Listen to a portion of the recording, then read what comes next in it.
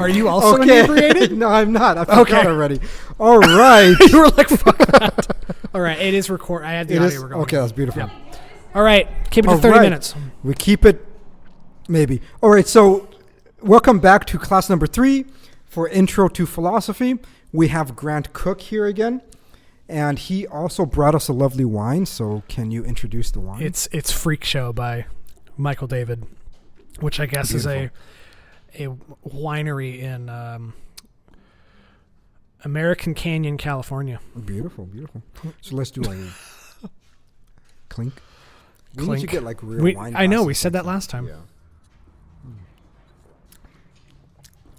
It's cabby. Wow. Yeah, it's not bad. It's drying my mouth out. Yeah. Tannins. All right. All right. So today we're going to give a little intro to metaphysics.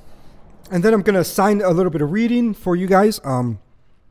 But let's at least talk a little bit about metaphysics and the beginnings that we're going to see within early Greek philosophy before Socrates. All right. So have you done much reading on metaphysics? Outside of some basic Aristotelian metaphysics and like some Aquinas and things like that. Not necessarily reading, but it's been explained to me quite a lot, yes. Yes. All right, so I'm familiar. Yes, you're familiar with it. It's a really important topic, obviously. Yes, the topic. It is. And so metaphysics, many times, we stay quite a bit through the semester with metaphysics because, for one thing, a lot of students and a lot of people in general don't realize that they themselves exist in some kind of metaphysical assumptions. So there's assumptions that many of you have, not you particular because we've already discussed many things, but many of the students really have, that they don't realize, wow, I don't have to believe this. Yeah. Right? And that's what's really important about beginning with metaphysics, because once you could begin to shape your ideas more fundamentally, then you're able to either determine the falsity or the validity of other arguments that you have encountered or that we have all encountered all the time. Keep talking. I'm going to kick my gain up. All right. Yes, no problem. Yeah. Just keep talking. Okay. And so what's important for metaphysical discussions is that with metaphysics, you're trying to comprehend the nature of being in a most fundamental sense. Just what does it mean to be at all? And that's what's very, very unique about this subject matter.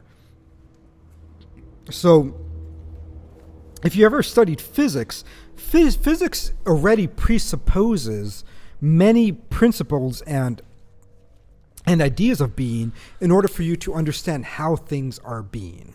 But you're not understanding why things are being or that things are being, just how they are being. And that's really what the study of metaphysics is. What was, I'm trying to remember how it was characterized. Science, what has being as subject to change as its subject matter. Yes. What was it? Mathematics has quantified being as its subject, and then metaphysics has being as such as a subject. Yes, yes. Okay. And so being, and this is what makes it very complex. This is actually not the easiest subject to grasp, but I think it is crucial to first comprehend the basics of metaphysics in order to comprehend anything at all. Yes. And so just right off the bat, virtually everybody listening to this in the class most likely are functioning within some kind of eliminativism or materialism standpoint of metaphysical claims, because that's where they've been taught. Operates, right? Yes, essentially. Yes, and that's what you've been taught since grade school, basically. And so, what do we mean by that? What we mean by that is that there's an assumption, there's an axiomatic assumption being made. If anybody has taken, I guess any kind of advanced mathematics, hopefully they understand what axioms are. Axioms are, I guess, beginning points that are not provable in some way.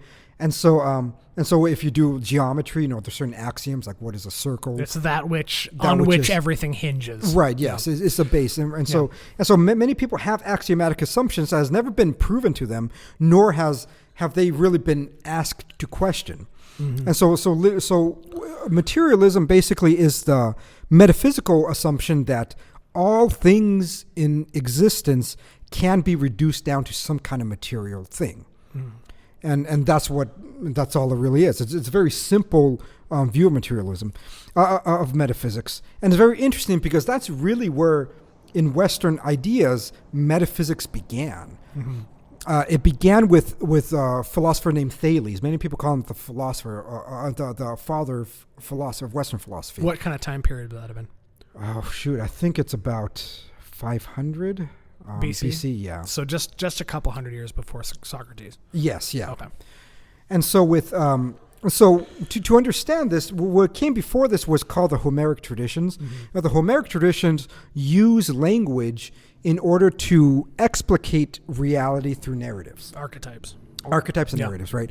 And so it wasn't so much that you're going to explain things in a in any what we call scientific now, but anything beyond narrative form, any logic or rationality, right? It didn't exist, and so the narratives were supposed to be more embraced by your existential interaction with reality. So they're kind of more consciously fabricated mythology. Yes, essentially. It's very much what we've become in the postmodern world. Okay. And that's what we see. What we're going to see interesting in this philosophy course is that you're going to see what began is kind of where we are now. And so it's going to go through this overarching distinction, all to come back circular to the same beginning that we are now, which is basically narratives, subjective truth and reality, and expressed in like archetypal myths. And that's where we are now again. And so,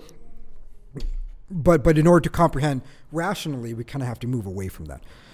And so what happened with these is that beyond it. Move beyond it. Be beyond it. Not to be pedantic, I'm a word guy. Yeah. Yes. And so what's important is to understand that. And so the Homeric tradition is very similar to, I guess, what a lot of the students right now are probably experiencing in the world, right? They're saying that, what's a hot topic right now is racism. So what is racism now? And racism is no longer you're making a judgment on somebody based on the race, whether good or bad. I mean, you're not just purely doing that. That's not all racism is anymore. I mean, yes, but it is, but that's not how the discussion isn't anymore. Is carried out yes. anymore. Yeah. Now it's carried out that is systemic. That there's this, I guess, nemesis within the whole narrative. There's the white patriarchy. There's a system. I think now they published in the American Psychological Association just recently published that capitalism is inherently racist. Yeah. And so what they're doing is that they're going back to this kind of narrative form. It's easier to construct a narrative of good person, bad people, good order, bad order, and really this dichotomy that's battling each other out within with the realm of some kind of ontological metaphysical world that we're only partaking, but we're not really necessarily a part of. Yeah. And so.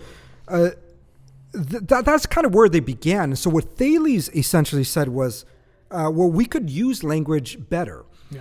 And what does he mean by better? Well, we can come to conclusions, as we talked about last class with language, about reality, not purely narrative form, but through meaning, through what these words refer and further conclusions that can be derived from these propositions. So you can approach language more technically, yes, than it had been approached before. Right. Yeah. There's been with the Homeric tradition, and so he began with saying that maybe the fundamental bedrock of reality, we are not the gods, are not Zeus, are not these people, but really is what he claimed was water. And obviously, I mean, we're not going to accept that now, but just the idea of reducing reality down to some kind of matter or substance that's what's important here. It's kind of an amazing leap. It is, yeah. And so what he proposes is water. And so it doesn't matter what substance you're proposing, whether it's the boson particle. Yeah. You're still proposing that there's some kind of object in the world that is the bedrock of all of reality, right? And by world, I simply mean universe, right? I don't mean the earth. metaphysical word. But anyways, so some particle in the universe that is the bedrock everything of that reality. exists. Everything that exists is found in existence. Yeah. Right. And that's really what his major claim was. And then you have Anaximenes, Anaximander, who want to propose further. One said that it's maybe air, it's kind of mist, the boundless, and they proposed many of these other ideas, but really that there was some kind of matter that held all of reality and is the reason for all of reality to be existing, for all existing things. And now, and so that's basically where we're functioning now, right? We're functioning within the world where we're trying to find the one piece of material objects that is the bedrock of reality. Now that's going to have certain flaws, or at least difficulties that we're gonna see when we look at people like Socrates, Aristotle, and virtually the entirety of Western thought since then, right? That didn't accept that up until you reach around the 1800s, when then it became slowly coming back to materialism, and now we're past materialism. Now we're going fully back to Homeric traditions, just narrative forms of good and evil, as being bedrock of reality. All right, so and so metaphysics is taking a being into consideration as its subject. And so what do we mean by that? We mean that when we observe things, right? I could say you are sitting there, there's a red chair, there's a chess table, there's a bottle of wine, but I can't say and there's being. Yeah. Right? That's not an object. So that's a misunderstanding of what the word means. Right, yeah. Yeah. It's not an object amongst objects. So as Heidegger said, being itself is not itself a being, right? That being, capital B, is not itself another being in the world. Because the moment it's another being in the world, and then there needs to be sufficient explanation for its existence. And so being simply means the action of to be. That's all we mean by being. And I know this is kind of difficult to grasp because, I mean, first and foremost, I think, as we talked about last time, English is it's a terrible language for this. And to really say that, talk about it as an action, as a subject is very difficult to do because we don't really have much words for it besides being or to be. That's a two-word. It's a poetic language. It's not technical. Right, yeah. And so it's hard to really begin to grasp these ideas, but to think about it, think of it more like an action. You're thinking that there's an action in reality that animates all things, right? And so when we look at our existence, let's say that, I take a gun and put a bullet in my head, and I'm just lying there again. Most of my matter, besides the hole in my head and the brain and the blood that's coming out of my body, is pretty much still intact as it was before I did that. Right, I still have the heart there. It's not beating anymore. I still have my lungs. I still have my arms. I still have my legs. I still have my muscles. I still have all that. But I cease to be animated. And so then you ask yourself further, then what is that animating principle? What is the thing that really held them together? I mean, is it some kind of electricity that's like running through the body? And then why does the electricity stop? Because it's a hole in your brain, right? What is stopping that to continue to flow? And so there's, there's a lot of questions that this produces, but this is what it's trying to get at. It's trying to get at understanding being. What does it mean to be at all? Not just animated, but to and exist that at totally does not just apply to people. That applies to anything that is. Anything that is, right. And distinguishing that from existence. Yes, distinguishing from existence, right. As we said last time, the word existence comes from Latin existere, to stand out, right? And so we use language many times for this, and the example I used last time was mathematics, right? So you have mathematics, you talk about quantification of numbers, and you say the number 2 exists, and then you say the computer exists or the wine bottle exists. Okay, well, what do you mean by that then? Because they don't exist in the same way. Yeah, not in any way. Yeah. They're partaking in this act of being, but they're not existing entities per se. They're not all, standing out. Number 2 does not stand out independently from, I guess, an object that can be quantified. It's being in which or of which all things that are partake. It's that thing. Yes. Whatever that. whatever it's not a is. thing. Right. Yeah. And so again, this is very difficult to comprehend, but this is what you have to kind of get your mind around if you want to understand what any of these metaphysicians are trying to talk about, what are they trying to articulate? They're trying to articulate this very difficult concept to grasp. It's trying to articulate being. What does it mean to be? So maybe I'm beating a dead horse at this point, but I think it's important for the students to really I feel like most people would think that about most philosophy. But yeah, yes, that we have to stay on this. But it's kind of a given. But it is, yeah, I guess so. But it's important to really grasp it. And so the main, I guess, ideas that began with the presocratics, first and foremost, like I said, was this materialism. But it didn't really end there, because the difficulty that is found with materialism is that the object in which we point towards that claims to be the reason for every other material object's existence itself requires an explanation of its existence. Okay. And this is what the difficulty of any kind of materialist metaphysics, I guess, encounters. That it doesn't require that axiom. It doesn't, right? Yeah. And when you encounter that, I mean, naturally the question is then, what is it that made that? Right? So if you say, well, the boson particle is the single particle that put all things into existence, then the question comes about then, what made the boson particle? Because now this is another object in the universe, obviously. They call that infinite regress. Yes, infinite regress, right, yes. And that's kind of a Catholic way of saying it. But right, yes, yeah.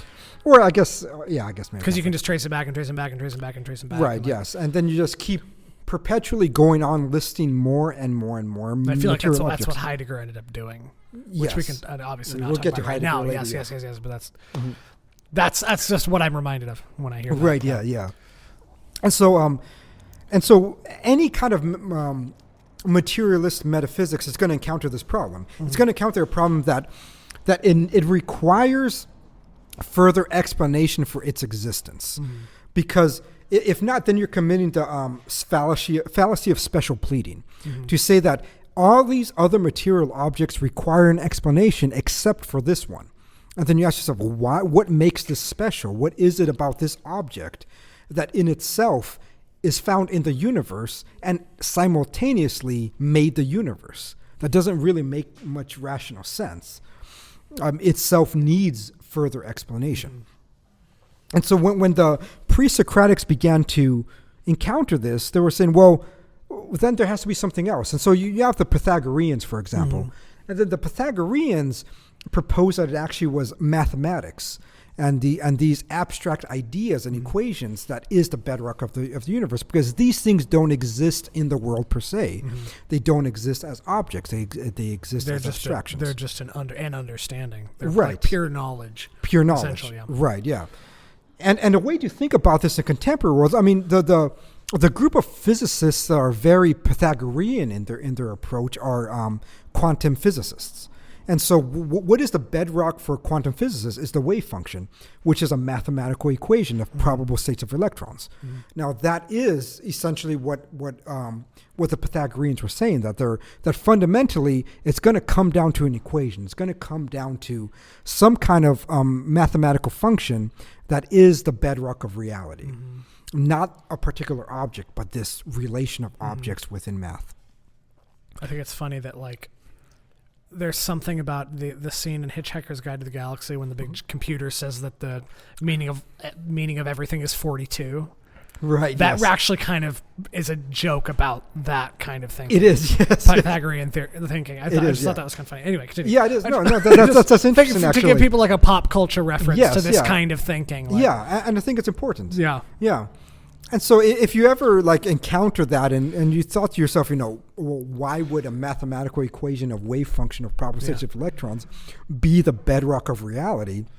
Well, this is essentially then what the people that came after Pythagoras, or contrary to Pythagorean theorem, Pythagorean thought, because I mean, obviously he did find that theorem, so that's why it's named after him. But anyways, but this school of thought was, well, it can't be, because then there's some kind of gap between how is math affecting reality.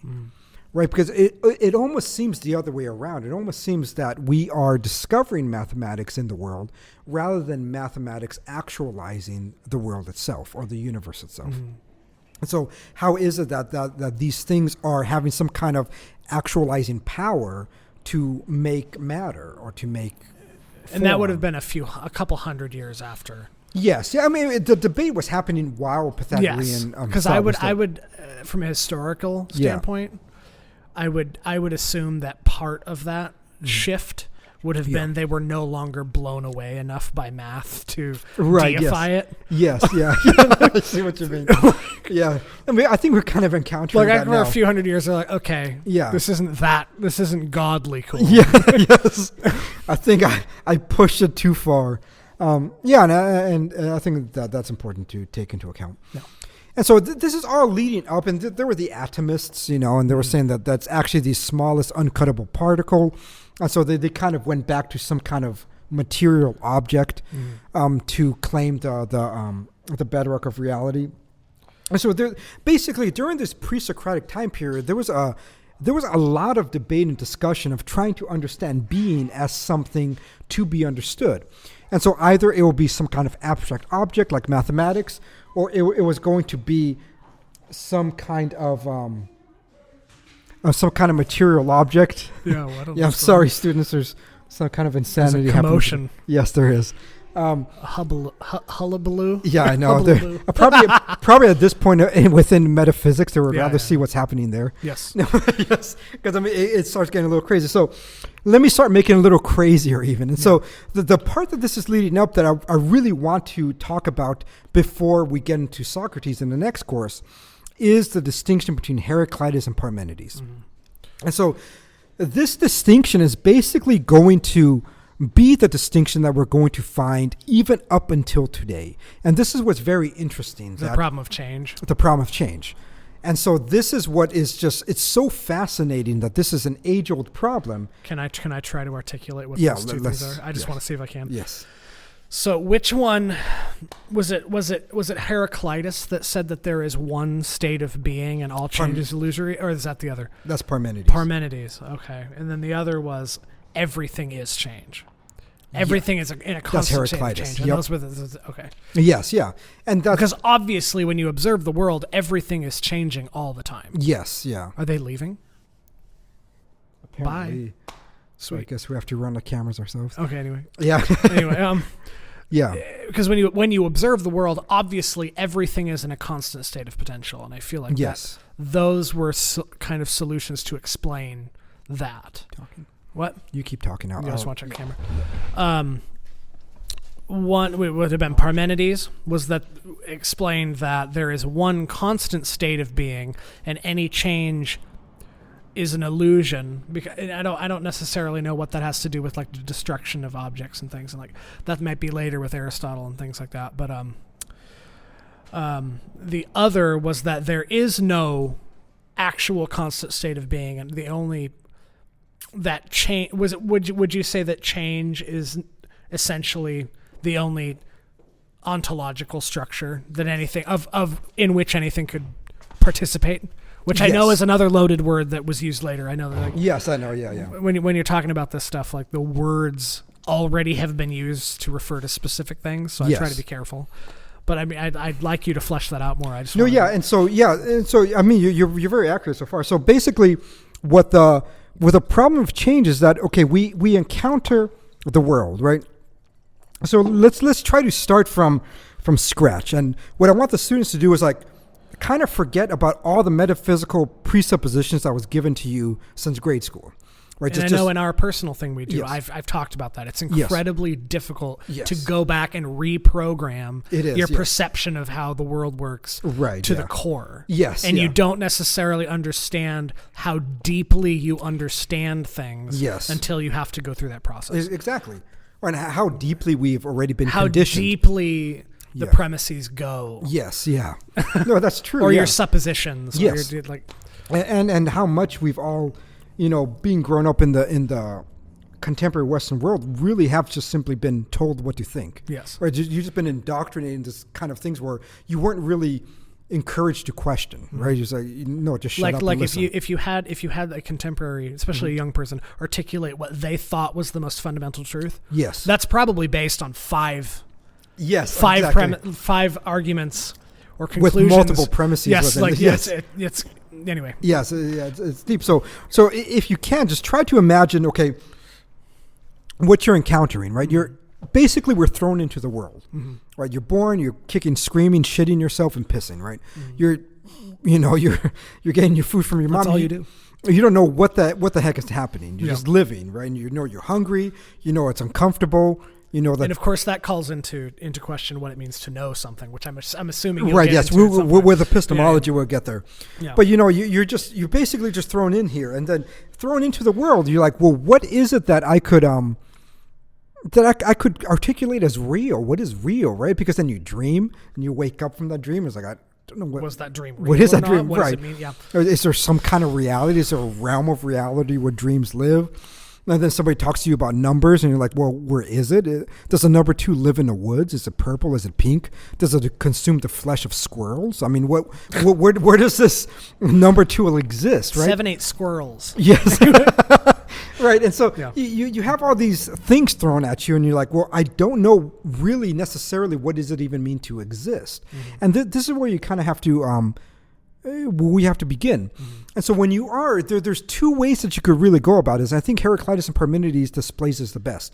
Either it is the case that everything that you encounter in reality is the only thing that is, right? You encounter things, and things change. You grow up. And that's it. And that's it, which right? would be materialist. Right, which would be materialist. materialist. Yeah, deeply materialism. And then there's another one where you say, well, maybe, for example, we also experience that scientifically. We say that every cell of your body, I think, regenerates and then dies every 7 years or something like that. And so every 7 years, every cell in your body has regenerated. Yeah, has regenerated. Cells don't take 7 years to die. Right. Yes. Yeah. And you're essentially a new everything. But yeah, physically everything is new in 7 years. Every cell is at most 7 years old. Anyway. Right. Yeah. I was trying to specify for you. Yeah. No, that's helpful actually.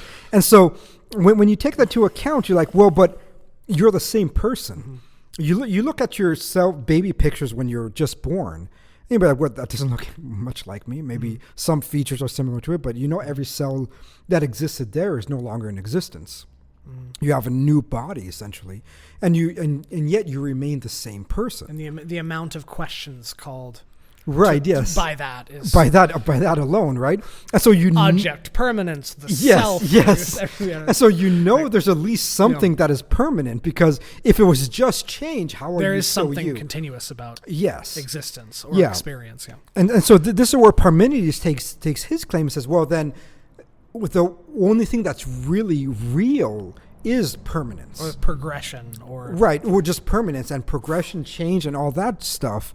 That's simply illusory. So now you have these 2 camps. It's either all this realm of non-physicality and yet permanent that is real, or there's only physicality and change that is real. And this is where the great divide within the school of thoughts really began, was with these 2 thinkers. And so what ended up happening was, well, they needed then to kind of parcel out what is change.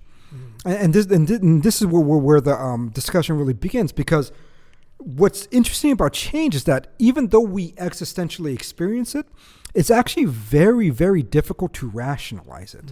Because things change, and yet at the same time it is permanent, the same object. Because you perceive it as the same thing. Yeah, not to perceive it, but also this microphone. Yes.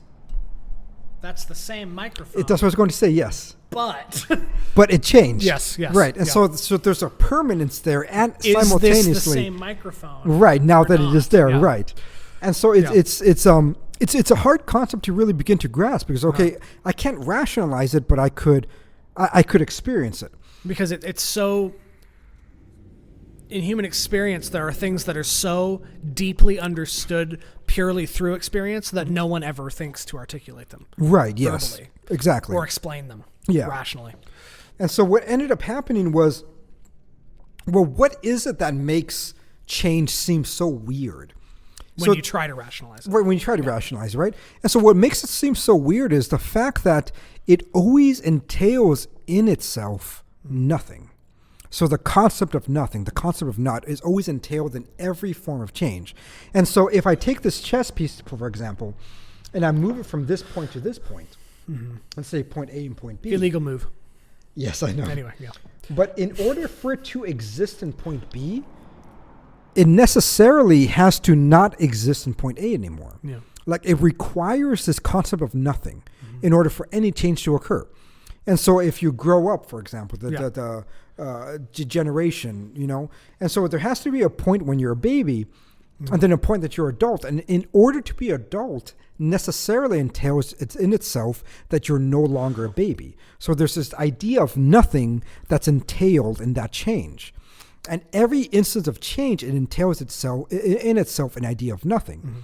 And so when we begin to think about it propositionally, or even just terminally, just looking at the term itself, like we discussed last class, language needs a referent in order for it to have meaning.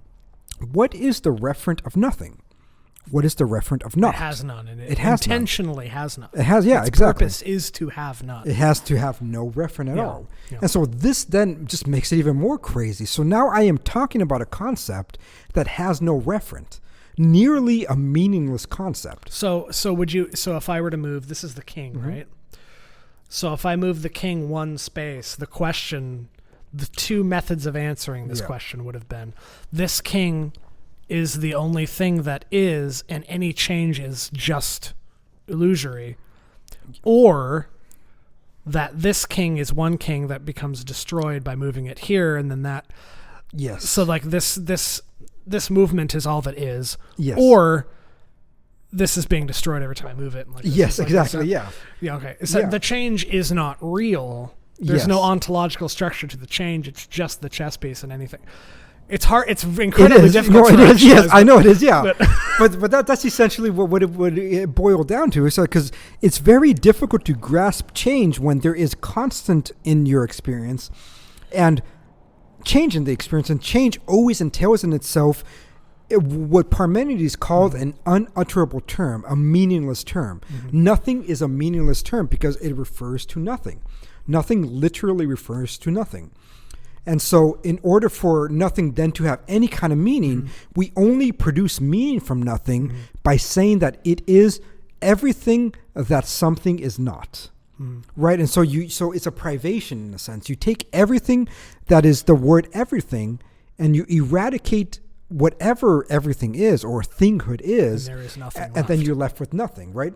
And so nothing refers to a privation. It doesn't refer to any kind of affirmative thing. Because I feel like if you asked, I think the first philosophically geared question you ever asked me was, does nothing exist? And the way I explained it years ago, my answer was, yes, because you've named it. Yes. Because you've referred to something, it must exist. Yes. When in reality, it's the opposite. Yes, yeah. And I feel like that's one of the, it's not necessarily a foundational change, but that's exemplary. It is. It's an example of the way in which your thinking has to shift to correctly conceive of these ideas. And for the students, try to explain it a little further, because I think that's very important for you to. So the way I explained it was, nothing must exist because I'm referring to it. And for me to refer to something, it must be. Right. But that is, you're taking a, you're essentially taking the view that language infers reality to things. Right. Yes. My experience of a thing imparts being to something, which is incredibly phenomenological. And I have come to disagree with that. That's a different. That's a different thing. Yes. But in reality, language is a tool by which we describe something. We talked about that before. Yeah. Language is a human tool to articulate reality, not the giver of it. Right. Yes. understanding that, I went back and I rethought my answer. And no, nothing refers to that which is not. Yes, exactly. And it doesn't sound like a lot because it doesn't take very many words to say. But when you learn what the significance of each of those words and to which they're referring or not referring, it's something clicked. And I think at that point I was able to understand metaphysics. Yeah. Or I started. Yep. It was literally the concept of nothing where that. No, that's good actually. Yeah, because I think even for these presocratics, that was a big thing. It was to understand something. I was like, it was in that moment I completely pivoted in my understanding of language, which is funny because I speak so many languages, or I have an understanding of so many, and it clicked, and I value language differently, and that's one of the steps you have to take. Yes, yeah, to understand what's being discussed in the context in which it is properly understood. You can understand ontology from a material standpoint, but that doesn't really matter because it misunderstands it because you're at a standpoint and you need to walk back from that to something more basic. Yeah. But anyway, that's a little tangent of mine. I think that's extremely important. That's what I kind of want the students to really understand. That's incredibly important to properly conceptualize your use of language because it is, and it comes back to that. Jeremy's been talking about, you can't understand why anyone would talk about change. Right, yes. At this, literally for hundreds of years, a bunch of men sat around and thought about what it means to change. And that makes no sense from a material standpoint because it doesn't matter because it's purely experiential, which it's not. The articulation of it is not. It isn't, exactly. And the one part that you really hit that's really important was understanding language in that sense, right? Whether it's an instantiating power, which is incredibly recent. It is, it's a very recent idea to say that we somehow can instantiate reality by our logos, by our words. It's like, I mean, if that was true, I could make many things. And so you'd be a god. Yes, you would be, essentially. You would be God, yes. That you can make things by your words, but you can't make reality with your words. You could only describe reality. Thank you so much. So the object of reality must exist in order for me to speak of it. And so when you try to conceptualize the idea of nothing, it's like there shouldn't be anything that pops into your mind because you're referring You've incorrectly conceptualized. Yes, you have. Means. Right. If you could think of something when you think of nothing, and then you're not thinking of nothing. Then the distinction is, I said what nothing means, not what nothing is. Right. Yes. Yeah. That's an important thing. Think about it. Yes. Right, for a while. Yes. I mean, it's going to sound really redundant, but nothing is nothing. Nothing is not. Yes. There's nothing to which it refers. Yeah.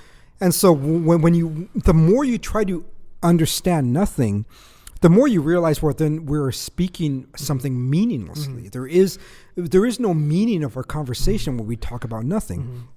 And so with that concept, what Parmenides concluded was then, therefore, this activity of change that encompasses in itself this quality of non-being, this quality of nothing, is a quality that cannot possibly exist.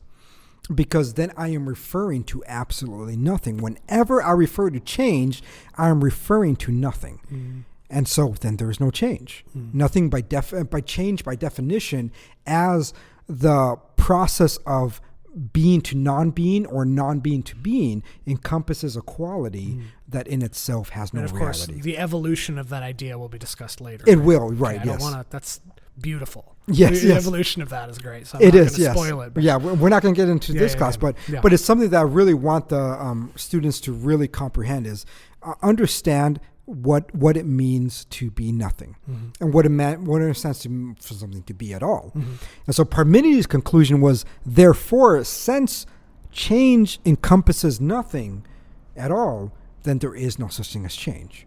Change is nothing. Change is not real. Change is an illusion. There's only permanence and the wholeness of reality. And while Heraclitus was the other way, because you experience change, there is only change, and permanence is an illusion. The idea, and we see this with many, like someone like Daniel Dennett would say that What kind of year? What kind of time frame would you be talking about for Daniel? Oh, Daniel Denney is recent. Like okay, now. yes, yeah, I'm just and here and now, or like Sam Harris, if people know him a little more, he would say that the idea of the self is an illusion. That there is no self, there is no individual. There's only change. There's only reality as it functions in the world, and what's in the world is just multiplicity, change, and no permanence. Which is essentially kind of material metaphysics brought all the way to the end, to its logical end. Yes, yeah, and that's what. And as long as they're willing to own that, yes, great, exactly, yeah. You're consistent. That's fine. I can have a conversation with Yes. consistent people. And so, what I want the students to do in the book, The Great Conversation, is read the beginning parts before you get into Socrates, right? And you're going to see many of these presocratic discussions. We're going to see what we've been discussing right now. But what's even more important for your assignment is to write about, within your essay, this complication that you see related to your modern period. Because right now within your contemporary world, we are seeing this nearly almost chaotic shift where there's people that want to hold to some kind of permanence to reality, whether they're going to be some kind of materialist and they believe that at least matter in itself is permanent, but matter in itself has inherent change. Inherent change has probabilistic realities of possible worlds within quantum physics. So you have all these weirdness and trying to comprehend change in any affirmative sense. Whether that's something that can be understood and whether it's something that's even... Do you want to check the cameras? What? Do you want to check the cameras? Yeah, I can check the cameras, right? And so just, hopefully this was a little bit enlightening with that, but if not, just, you could email me, ask me questions, and we'll see you next class, all right? Thank you.